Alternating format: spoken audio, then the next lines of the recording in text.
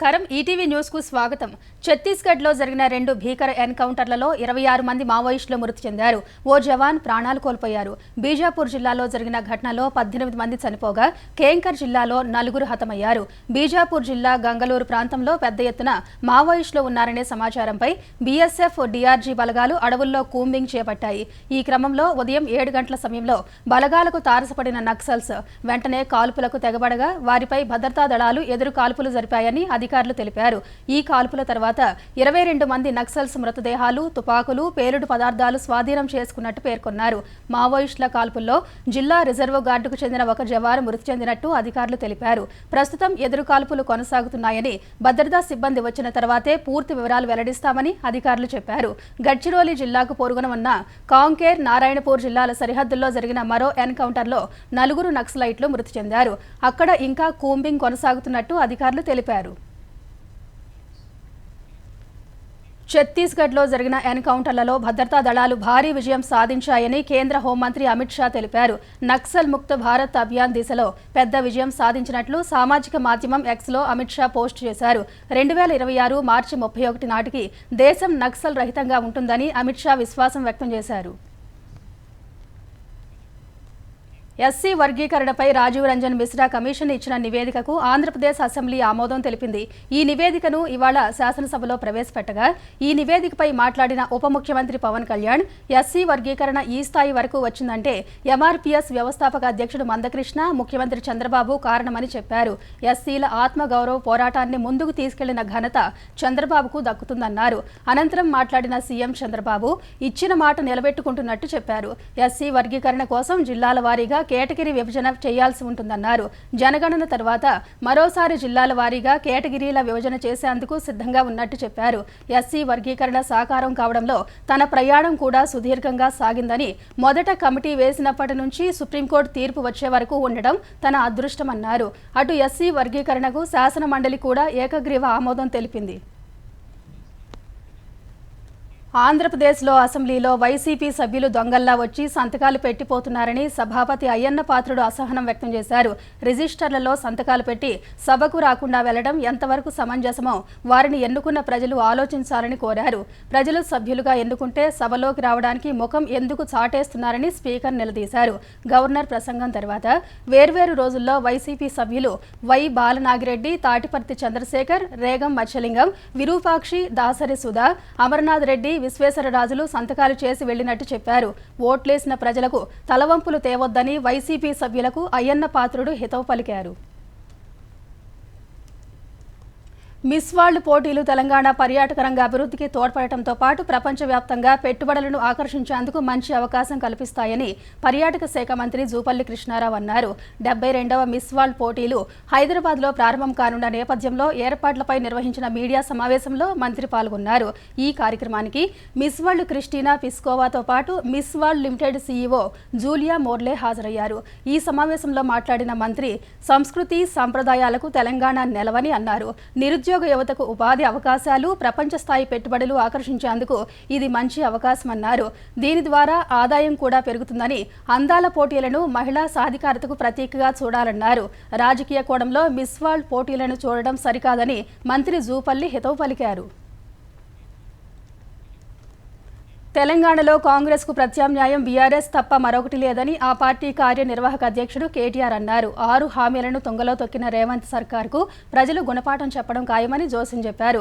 BRS రజతోత్సవ వేడుకల సన్నద్ధత కోసం సూర్యాపేటలో పర్యటించిన కేటీఆర్, రేవంత్ రెడ్డి ఏ యూట్యూబ్ను అడ్డు పెట్టుకుని అధికారంలోకి వచ్చారో దానిపైనే కక్ష గట్టారని విమర్శించారు.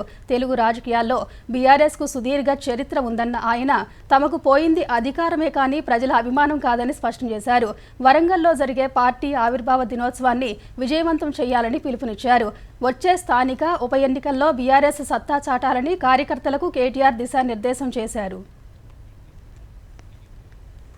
బెట్టింగ్ యాప్స్ వ్యవహారంలో కీలక పరిణామం చోటు చేసుకుంది. ఆ యాప్లను ప్రమోట్ చేసిన మరింత మంది నటీనటులపై సైబరాబాద్ పోలీసులు కేసు నమోదు చేశారు. నటీనటులు, సోషల్ మీడియా ఇన్ఫ్లుయెన్సర్ సహా మొత్తం 25 మందిపై పోలీసులు కేసు నమోదు చేసి దర్యాప్తు చేస్తున్నారు. సినీ ప్రముఖుల జాబితాలో రాణా దగ్గుపాటి, విజయ్ దేవరకొండ, ప్రకాష్ రాజ్, మంచులక్ష్మి, ప్రణీత, నిధి అగర్వాల్ ఉన్నారు.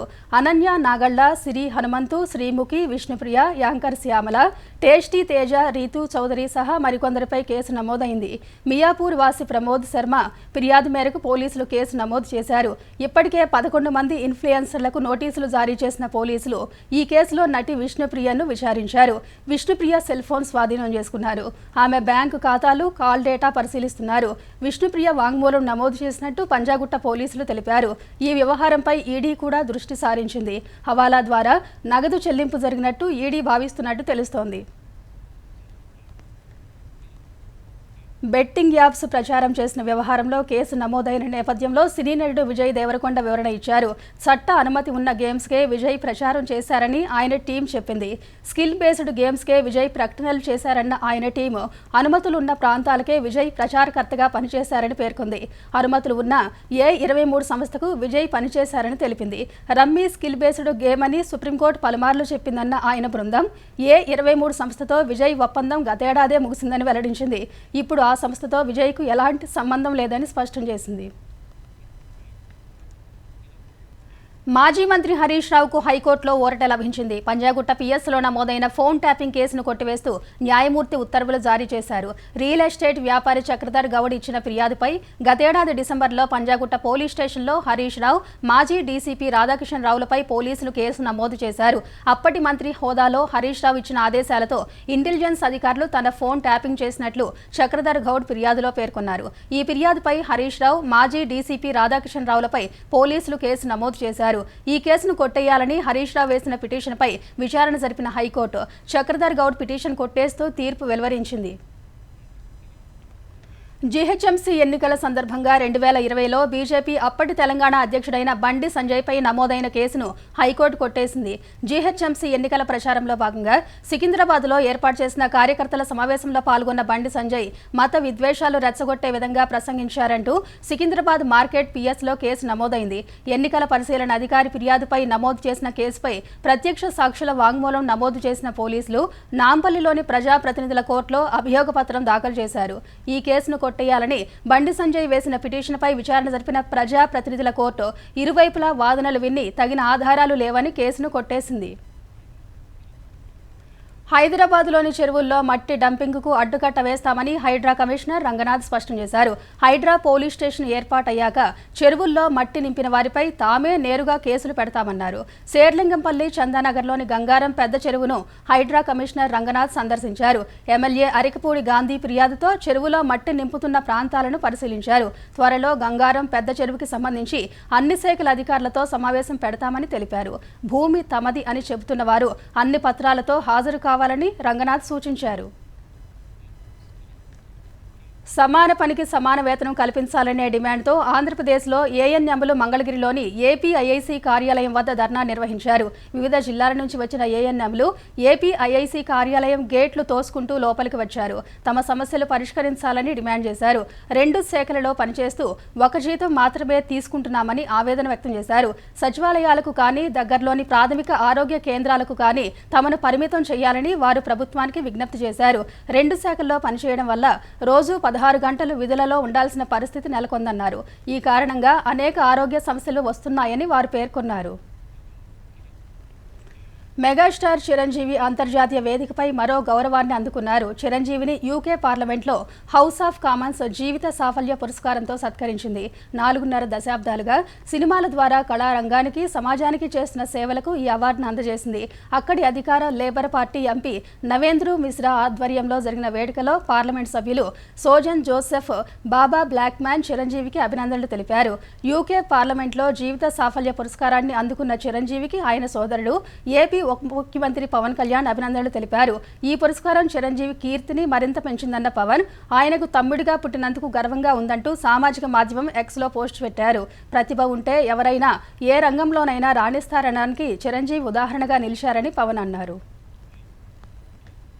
రెండోసారి అమెరికా అధ్యక్ష పగ్గాలు చేపట్టిన తర్వాత అక్రమ వలసల కట్టడిపై ఉక్కుపాదం మోపిన డొనాల్డ్ ట్రంప్ H-1B వీసాల జారీ ప్రక్రియను కొత్తగా అమలు చేసేందుకు సిద్ధమయ్యారు.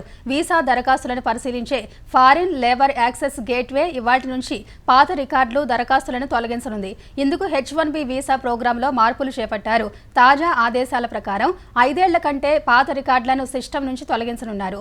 ఓ దరఖాస్తుకు సంబంధించి 2020 మార్చి 22న నిర్ణయం వెలువడి ఉంటే ఈ ఏడాది మార్చి 22న దాన్ని రికార్డుల నుంచి తొలగిస్తారు. ఉద్యోగులకు సంబంధించి 5 ఏళ్ల కంటే పాత వీసా రికార్డులను నిన్నటి వరకు డౌన్లోడ్ చేసి పెట్టుకోవాలని ఆయా సంస్థలకు సూచించారు. H-1B సహా అన్ని తాత్కాలిక లేబర్ కండిషన్ అప్లికేషన్స్, శాశ్వత లేబర్ సర్టిఫికేట్ అప్లికేషన్లపై ఈ ప్రభావం పడనుందని ఫారిన్ లేబర్ సర్టిఫికేషన్ విభాగం పేర్కొంది. త్వరలో వీసాల జారీ కోసం యుఎస్ ఇమ్మిగ్రేషన్ కొత్త దరఖాస్తు ప్రక్రియను ప్రారంభించనుంది. H-1B వీసాల జారీని మరింత సమర్థంగా, పారదర్శకంగా అమలు చేసేందుకు ఈ నిర్ణయం తీసుకున్నట్లు ట్రంప్ సర్కార్ వెల్లడించింది. అమెరికా నుంచి దిగుమతి చేసుకునే వస్తువులపై భారత్ సుంకాలను తగ్గించే అవకాశం ఉందని అమెరికా అధ్యక్షుడు డొనాల్డ్ ట్రంప్ అన్నారు. ఏప్రిల్ 2 నుంచి భారత్ ఎంత సుంకాలు విధిస్తే తమ దేశం కూడా అంతే విధిస్తుందని మరోసారి స్పష్టం చేశారు. భారత్తో తనకు మంచి సంబంధాలు ఉన్నాయని, ఒకే విషయంలో అమెరికాకు భారత్తో సమస్య ఉందన్నారు. అమెరికా వస్తువులపై అధిక సుంకాలు విధిస్తున్న దేశాల్లో భారత్ ఒకటని పేర్కొన్నారు. వాణిజ్య యుద్ధాల వేళ ఇరు దేశాల మధ్య పన్నుల విధానంలో కీలక మార్పులు చోటు చేసుకుంటాయనే అంచనాలు వినిపిస్తూ ఉండగా ట్రంప్ చేసిన వ్యాఖ్యలు ప్రాధాన్యం సంతరించుకున్నాయి. గతంలో భారత్ పన్నులు తగ్గించేందుకు అంగీకరించిందని, అదంతా తన ఘనతే అని ట్రంప్ చెప్పారు.